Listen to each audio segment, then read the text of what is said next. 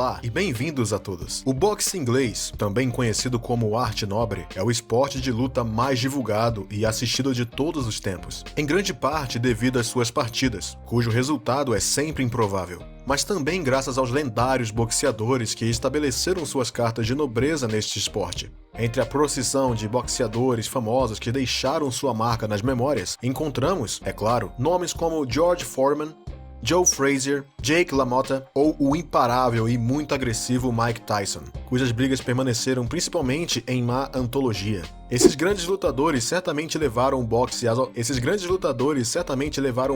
a alturas nunca antes alcançadas, mas nenhum deles terá marcado a história do boxe, como fez um certo Cassius Clay, mais conhecido sob o nome de Muhammad Ali. Ele tinha uma aura e carisma como nenhum outro, e também foi considerado um dos maiores artistas de boxe de todos os tempos. Muhammad Ali foi um dos principais lutadores de boxe do século XX, e é o primeiro tricampeão nessa categoria.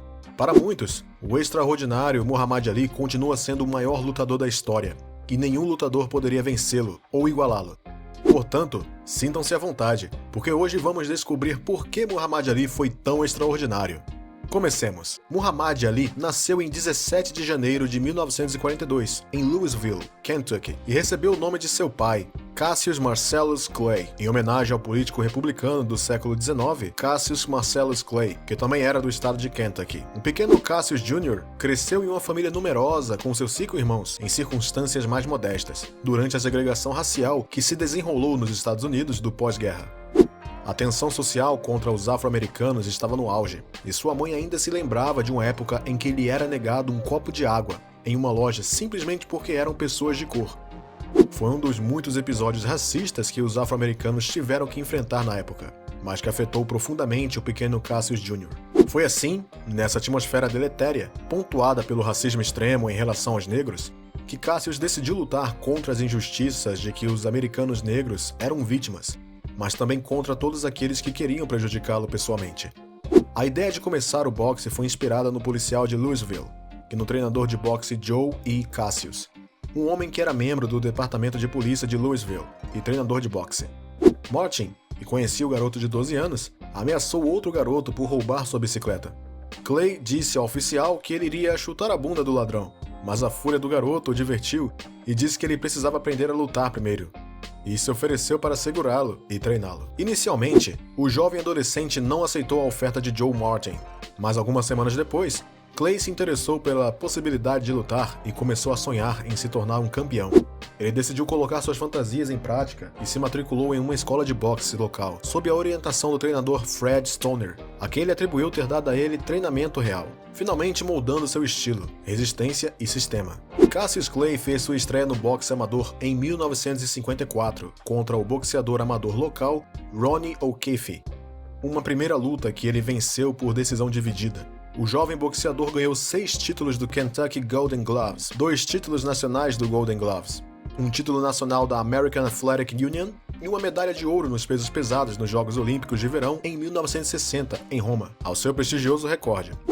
No final de sua brilhante carreira amadora, o recorde de Cassius Clay foi de 100 vitórias e apenas 5 derrotas, mas todas essas conquistas não satisfaziam o jovem. Quanto a ele, a vitória mais saborosa tinha que ser sua luta contra o racismo e a segregação que a América desencadeia.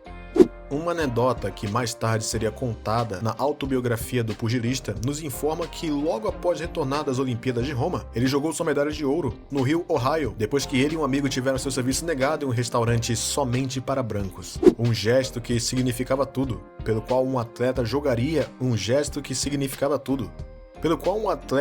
uma medalha olímpica conquistada com muito esforço e uma medalha de ouro. O energético e rebelde jovem boxeador começaria sua carreira profissional com uma vitória sobre Tony Hansacker.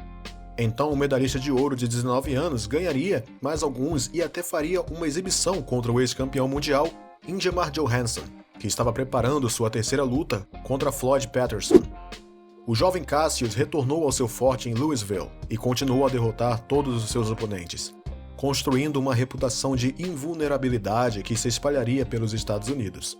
Em 15 de novembro de 1962, ele marcou um estrondoso sucesso contra Arkie Moore em 4 rodadas. O mais surpreendentemente, ele havia previsto antes da luta que iria parar seu oponente na 4ª rodada.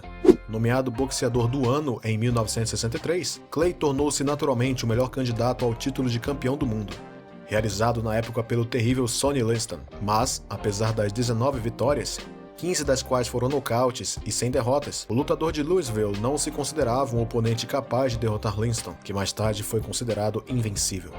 Em 25 de fevereiro de 1964, em Miami, a briga entre eles deve ter sido uma mera formalidade para Liston, que chegou a afirmar que poderia acabar na prisão após o jogo, porque provavelmente mataria Clay. Liston era uma personalidade intimidadora, um lutador dominante que media 1,80 m de altura e pesava 80 kg. E praticamente todas as previsões estavam do seu lado, tornando Clay um estranho de 7-1. Assim que o sino de abertura toca, Liston vai se enfurecer contra Clay como um furacão de fúria, visivelmente buscando o nocaute. Mas isso não contava com a velocidade e mobilidade superior do jovem Clay, que conseguiu se esquivar de todos os ataques de seu oponente, exaurindo-o e forçando-o a acertar várias vezes o ar, resultando em uma lesão no ombro. Após 6 rodadas em que Liston foi golpeado, o campeão defensor, exausto e machucado no ombro, se rendeu à convocação da 7ª rodada, deixando o jovem Clay para desfilar pelos repórteres provocadores do ringue. O jovem prodígio do pugilista havia dito para eles irem comer suas palavras, sobre os artigos que escreveram sobre ele prevendo sua derrota. Ao vencer essa luta aos 22 anos, Clay se tornou o mais jovem boxeador a conquistar o título de campeão dos pesos pesados, e sua fama era internacional. Foi neste exato momento, sabendo que ele estava chamando a atenção da imprensa mundial, que ele se juntou à nação do Islã e mudou seu nome para Cassius X. A letra X refere-se à rejeição de seu nome como escravo na ausência de seu verdadeiro nome de origem africana, uma prática comum dentro dessa organização, como Malcolm X fez. Recém-convertido ao Islã, foi Elijah Muhammad, líder do movimento, que lhe deu seu novo nome muçulmano e, a partir desse momento, Cassius se tornou Muhammad Ali. A notoriedade do boxeador beneficiará a nação do Islã e, principalmente, a causa dos americanos negros. No entanto, após o assassinato de seu amigo e mentor, o grande Malcolm X, em 1965, Ali ficou profundamente angustiado e, lamentavelmente, lhe deu as costas por um tempo, quando uma luta pelo poder começou entre Elijah e Malcolm.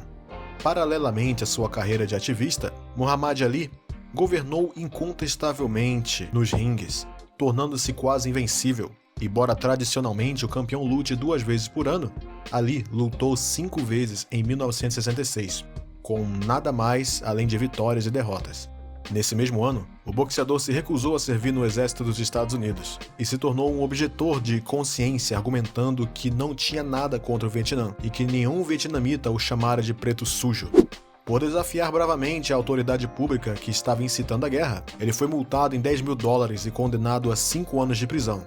Ele também perdeu sua licença e título de boxe. Ali recorreu e evitou a prisão, mas foi somente em 1971 que ele foi absolvido e recuperou o direito de lutar novamente. Seu objetivo agora? Recuperar o título de campeão mundial, depois de seu amigo e futuro grande rival, Joe Frazier. Ele provocou publicamente, insultando-o várias vezes na televisão americana. No entanto, Frazier ajudou Ali financeiramente durante seus anos fora do ringue.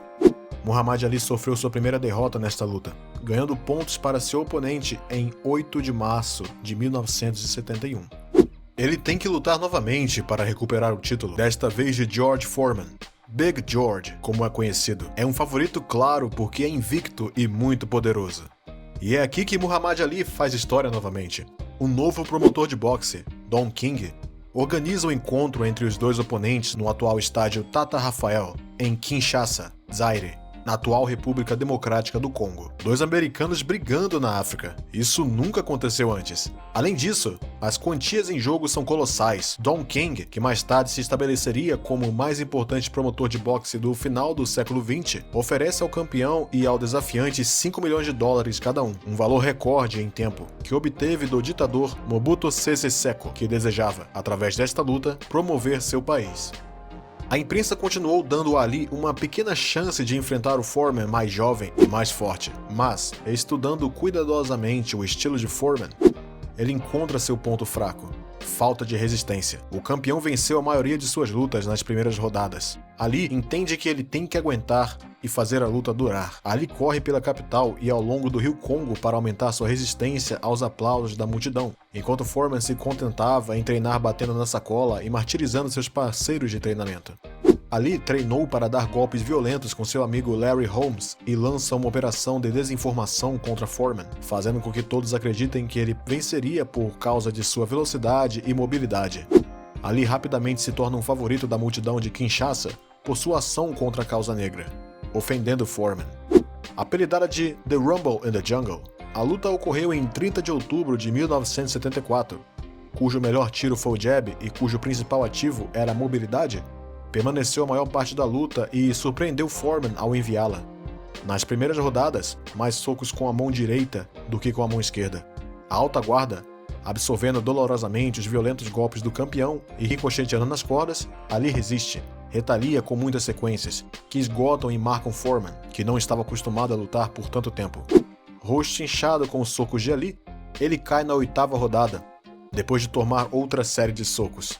Contagem regressiva, levante um segundo tarde demais. Ali recuperou o título 10 anos após sua primeira luta contra Livingston. Foi sua maior vitória tática, que foi premiada como a luta do ano, e Ali foi novamente nomeado boxeador do ano. Um ano depois, ele alcançou seu pico esportivo em Manila, nas Filipinas, novamente contra Joe Frazier, a quem derrotou em uma luta a 40 graus Celsius.